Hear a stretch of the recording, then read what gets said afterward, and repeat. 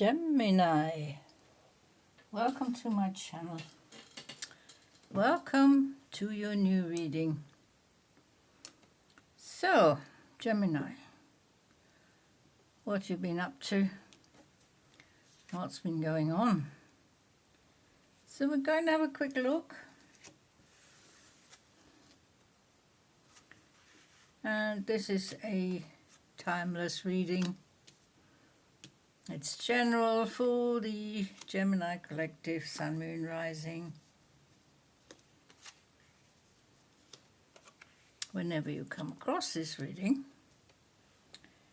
take from it what you need when you need it. So these are the 6 tarot cards we're going to look at. We're also going to look at 3 oracles at the end. Towards the end. See what comes out for you. Gemini. 10 of discs. Very nice. All is pretty good in your material world. The abundance, prosperity is slowly stacking up. There is a cycle coming to an end. The cycle of pushing for abundance, pushing for material stability, security, managing your resources. Perhaps you're finding an easier way to manage your resources. It's because you're seeing things from a higher perspective now as far as your material world, your material wealth is concerned. So, you have the devil under there. Now, the devil is all about taking your power back. You've been giving your power away to a situation, to certain people. Probably has to do with your material wealth, abundance. And it is time. It's time for the new cycle to start. And that includes taking your power back. And also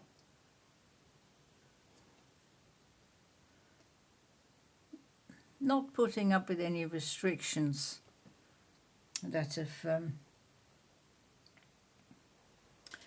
been plaguing you, perhaps. It could be about materialism. It could be about addictions and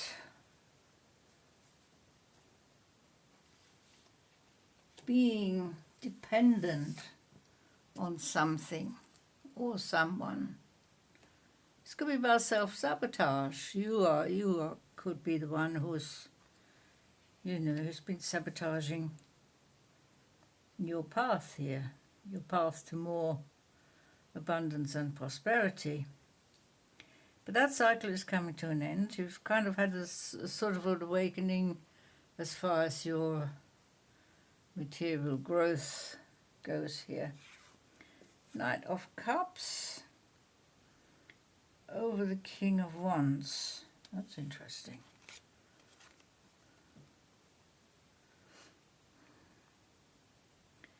Knight of Cups swimming in the ocean of emotions. What's going on, Gemini? Are you feeling emotionally challenged? Are you feeling emotionally depleted? You also taking a lot more interest in your health nowadays.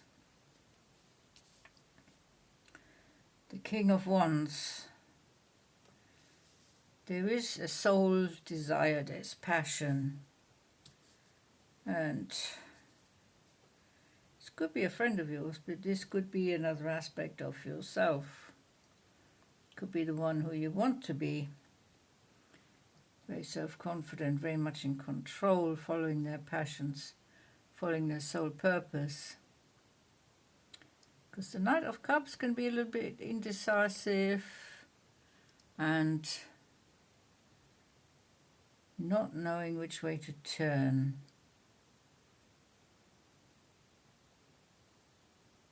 And also you seem to have lost your horse,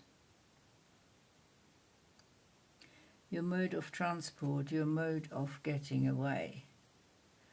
Okay, that's significant, because a knight has to be pictured with its steed, and we cannot see a steed here. You can't ride an otter, or there is no other animal depicted here. So this is an emotional setback that you cannot escape easily. But the King of Wands, so this could be a supporter, a male supporter, could be a female supporter who stands in their masculine power, supporting you with new ideas, with creativity. It's very inspiring. You can bounce ideas off them, and they're very innovative. So, Four of Wands, another fire card here. So, Gemini, not a lot of air here, in fact none. We have earth, we have water, we have fire. Yeah, that's about it. Air is not represented here. So, you have to be adaptable in these situations here that you're finding yourself in. Four of Wands is just making sure that everything's in order in the home life, at work, generally organising things and keeping them in a certain timeline that you can follow. Another four here underneath, the Four of Pentacles, keeping things close to your chest, especially when it comes to money. You're holding on to something here. Perhaps there's a situation where you have emergency expenses, but you're putting a hold on spending in the very near future, because you have to watch it. I mean, this new cycle is supposed to be about more control over your finances, your material growth, your stability and your security. So you'll be very careful, you'll be very frugal with the outgoings. We have hush, listen. Listen to your heart. Listen to your heart, yeah. Well, the Knight of Cups usually listens to their heart. They are the Knight of Emotions, the Knight of Intuition, going with the flow. So you're just listening. You're being reminded. Get some quiet time, get some downtime. Take a break, rest, recuperate, replenish your energies, and listen. Listen to your intuition, listen to your heart. Are you floating in the ocean of emotions here? Absolutely. Kind of wanting to go with the flow, but your counterpart here, they are saying, keep an eye on the control, don't just go with the flow without any good reason. So we have floating. We just have a look at the book here, what that says, but it could also be an aimless sort of floating. Let's have a look. 24. This is quite intricate, this book here. It's from the Water Alchemy Oracle. So floating, exhaustion, alert, yes, take time out, as I said. Take time out. Distance yourself from the situation. So stop you're in danger of burnout and are being encouraged to take a break without delay. You step off the treadmill to gain insight and realign your purpose. Yes, we've already discussed that. So just becoming more conscious of what is going on around you. You're seeing things from a higher perspective now. And yeah, you don't want this to be aimless floating, you want this to be relaxation floating. And then we have the downcast pride. Now that looks a little bit ominous here, but you see what the book says. This is the Dark Mirror, Riccardo Minetti Dark Mirror Oracle. So, downcast pride. Oh my gosh.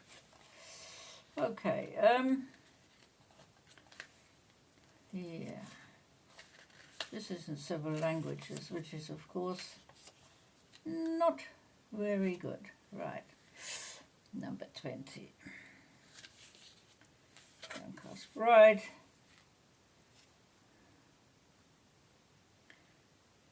The rock of sadness and grief is deeper than the skin. The only delusion is the grey sky. Wow. Bending to adapt becomes an excuse for the habit of bending. The eyes look downwards.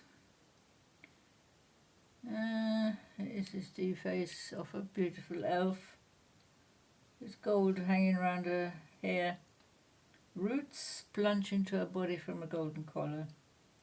Sky behind her is as grey as concrete. Survival is a direct consequence of adaptation. Absolutely, you have to be adaptable. You have to stay adaptable.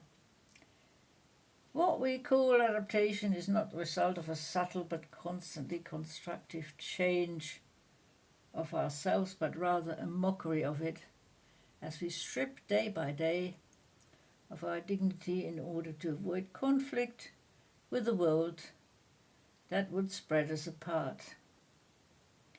How can we endure this? Maybe through the power of responsibility, or through a hidden core of identity. Believing in yourself, that's what I believe in.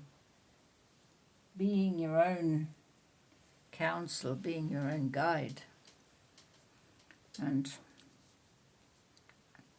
so you need this break, you need this inner counsel, you need this intuition, this inner intuition, your hunches, your perceptiveness, your insight, your instinct. You need that to speak to you right now, Gemini. So this is not an easy phase to go through. This is obviously why we've had to have this reading. And the things have to be changed. You've got to take your power back. You've got to take more rest. You've got to recuperate your energies. Otherwise, it's going to be difficult for you to keep up with the challenges. And listen to that intuition, listen to that inner voice, and trust it. It can never lead you in the wrong direction. So, this is what I have for you today, Gemini. It's been a pleasure reading for you. Thank you for watching. I'll see you next time. Until then, take very good care. Bye-bye.